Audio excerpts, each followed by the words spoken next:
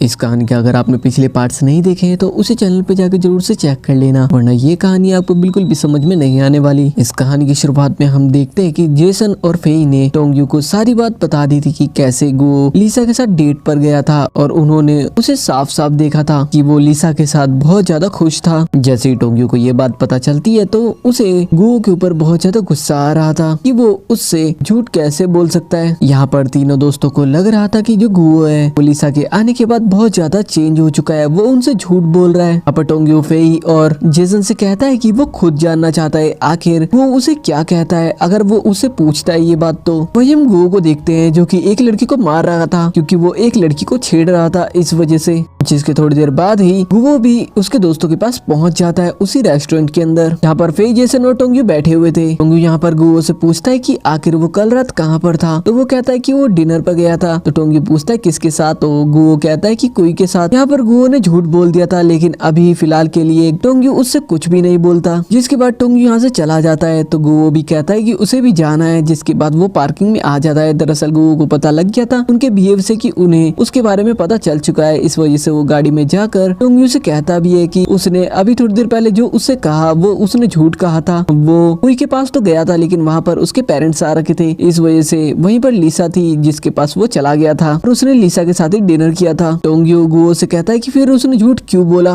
वो दोनों बात करते उससे पहले उनके ड्राइवर आ गए थे क्योंकि उन्होंने ड्रिंक कर रखा था, इस वजह से वो खुद गाड़ी तो नहीं चला सकते थे। इस वजह से वो वहाँ से निकल जाते घर के लिए। इसके बाद हम जेसन और फेई को बाहर बैठा हुआ देखते हैं जहाँ पर वो बहुत ज्यादा दुखी थे क्योंकि टोंग्यू और गो के बीच लड़ाई हो चुकी थी और वो दोनों सोच रहे थे कि उन्होंने जो भी किया वो सही किया या फिर गलत किया। क्योंकि टोंग्यू और गो एक दूसरे से बात नहीं कर रहे थे तो उन्हें भी बुरा लग रहा था क्योंकि उन दोनों ने आज से पहले कभी भी नहीं सोचा था कि वो दोनों भी लड़ाई कर सकते हैं। इसके बाद हम गो को देखते हैं जो कि यूनिवर्सिटी आ गया था तो कोई उससे पूछती है कि कल रात वो डिनर के लिए क्यों नहीं आया। तो गो मन में कहता है कि काश वो चला गया होता। यहाँ पर फिर वो कोई से कहता है कि उसे कुछ काम आ गया था इस वजह से वो नहीं आ पाया। इसके बाद हम टोंग्यू को ऑफिस में देख पाते हैं जहाँ पर लिसा उससे बात कर ही रही थी कि वो कह रही थी कि फ्राइडे को वो काम पर आ जाए। तो यहाँ पर टोंग्यू उससे कह रहा था कि उसे उसके बेटे के साथ जाना है कहीं पर। यहाँ पर वो सही से बात नहीं कर रहा था तो लिसा उससे पूछती भी है आखिर उसे हुआ क्या है। इसके बाद हम फेई और जेसन को देखते हैं जो कि गो और टोंग्यू को मिलाने के लिए एक जगह पर खेलने के लिए बुलाते हैं जहाँ पर वो उनका वेट कर ही रहे थे कि तभी वहाँ पर दो कार्स आती है। तो जेसन और फेई को ऐसा लगता है कि वहाँ पर गो और टोंग्यू आ गए हैं, लेकिन ऐसा तो बिल्कुल भी नहीं था। वहाँ पर गो और टोंग्यू तो आए ही नहीं थे। इस बात से फेई और जेसन को बहुत ज्यादा बुरा लगता है। इसके बाद जब गो घर पर था तो उसे लिसा का कॉल आता है। वो उसे एक सेमिनार में चलने के लिए पूछती है लेकिन गो उससे कह देता है कि अभी स्टूडेंट्स के एग्जाम्स है इस वजह से वो नहीं आ सकता। दरअसल वो टोंग्यू की वजह से नहीं जा रहा था। जिसके बाद जब गो क्लास में आता है तो वहाँ पर 4 लड़कों को देख पाते हैं हम जिन्होंने शायद चीटिंग करी थी जिसकी वजह से कोई प्रॉब्लम हो गई थी। तो यहाँ पर गो उनमें से एक को डांटता है तो यहाँ पर दूसरा कहता है कि उसकी गलती है। अब जब दूसरा कहता है कि उसकी गलती है तो तीसरा भी बोल देता है उन दोनों की नहीं है बल्कि मेरी गलती है। तो यहाँ पर गो को अपने पास्ट के दिन याद आ जाते हैं जब फेई, जेसन और टोंग्यू उसके साथ रहा करते थे बिल्कुल वैसे ही। और जब भी ऐसी कुछ बात होती थी तो वो सब के सब आगे आ जाते थे जैसा कि अभी वो लड़के कर रहे थे उसके सामने। इस वजह से गो उन्हें एक और मौका दे देता है एग्जाम देने का। इसके बाद गो एक जगह पर आ जाता है जहाँ पर बहुत सारे लोगों को वो कुछ स्पीच दे रहा था। यहाँ पर वो बताता है कि उसने एक बार एक बुक पढ़ी थी जिसका नाम था ब्रदर्स और ये बुक मिस्टर यूहुआ ने लिखी थी। गो बताता है कि जब वो छोटा था तो उतना ज्यादा खास नहीं था। वो बताता है कि उसने उस बुक को पढ़कर बहुत कुछ सीखा था। वो यहाँ पर बताता है कि उसके 3 दोस्त हैं और वो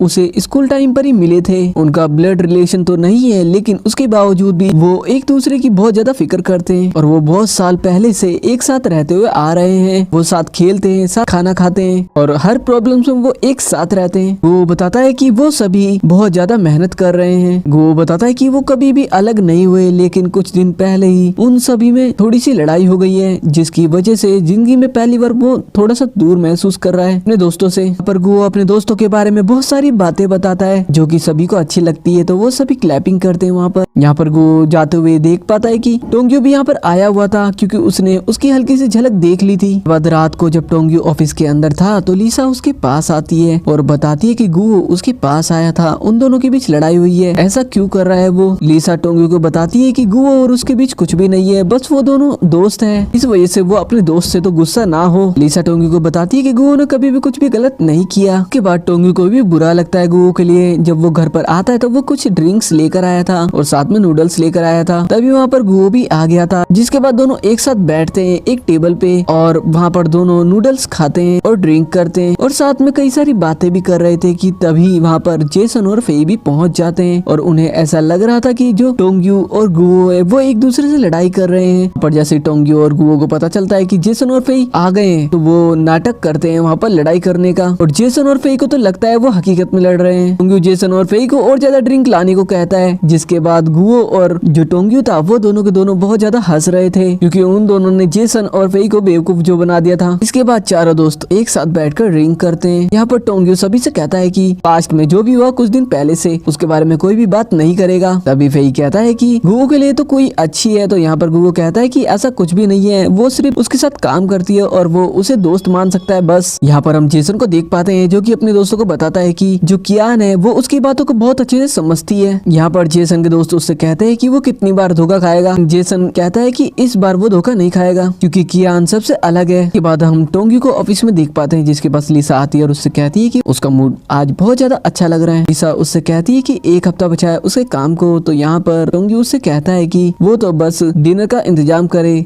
उसका काम बिल्कुल वो परफेक्ट तरीके से कर रहा है। लिसा टोंग्यू से कहती है कि ठीक है वो देखती है आखिर उसका काम होता कैसा है। इसके बाद हम फेई को देख पाते हैं उसके ऑफिस के अंदर जहाँ पर वो काम किया करता था मॉल के अंदर, जो की शॉप थी। यहाँ पर लियो आते के साथ ही फेई से कहती है कि अभी उसे उसके साथ चलना है, इस वजह से वो उसके साथ चले। तो फेई उससे कहता है कि दोपहर के अंदर कौन दौड़ता है। तो यहाँ पर लियो उससे कहती है कि वो रनिंग करने के लिए नहीं जा रही, वो कहीं और जा रही है। दरअसल जो ये लियो थी ये अपने डैड से मिलने के लिए जा रही थी जो कि एक असाइलम में थे। जाने से पहले लियो फेई को समझाती है कि उसके जो डैड है वो बीमार है, इस वजह से वो जैसा जैसा कहे वैसा ही उसे करना पड़ेगा। इसलिए लियो फेई से उसका हस्बैंड बनने का नाटक करने के लिए कहती है। वहाँ पर पहले तो फेई नहीं मानता लेकिन फिर वो मान जाता है, जिसके बाद फेई अंदर जाकर लियो के डैड से मिलता है। अब जैसे ही फेई लियो के डैड से मिलता है तो उसके डैड को अजीब अजीब हरकतें करते देख वो तो सोच रहा था आखिर वो क्या बोले। जिसके बाद लियो के डैड उसे बैठाकर वहीं पर उससे बात करते हैं और उससे कहते हैं कि वो लियो को हमेशा खुश रखे। लियो के डैड फेई से कहते हैं कि लियो देखने में बहुत ज्यादा कठोर लड़की लगती है लेकिन वो ऐसी है नहीं, उसका दिल बहुत ही ज्यादा नरम है। फेई लियो के डैड से कहता है कि वो हमेशा उसे प्रोटेक्ट करेगा, अच्छे कपड़े दिलाएगा, अच्छा खाना खिलाएगा, वो उसे दुखी नहीं होने देगा, जिससे लियो के डैड को बहुत ज्यादा अच्छा लगता है। जिसके बाद लियो और फेई वहाँ की छत पर आ जाते हैं। लियो फेई को यहाँ पर बताती है कि उसके डैड पिछले 5 साल से बिल्कुल वैसे ही है, वो ठीक नहीं होते और इसी वजह से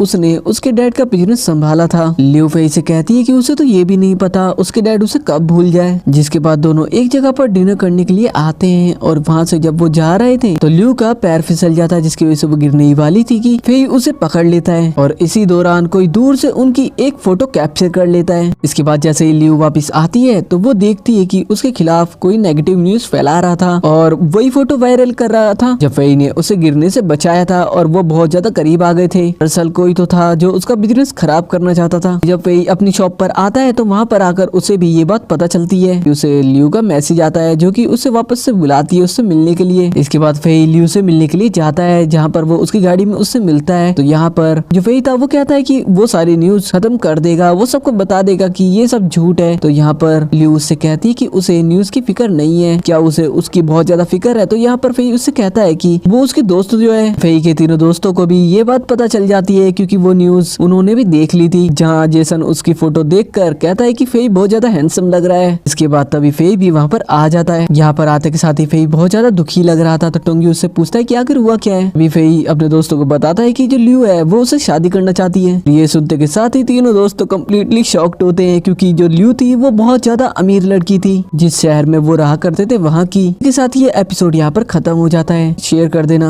और चैनल को सब्सक्राइब भी कर देना अगर वीडियो अच्छी लगती है तो।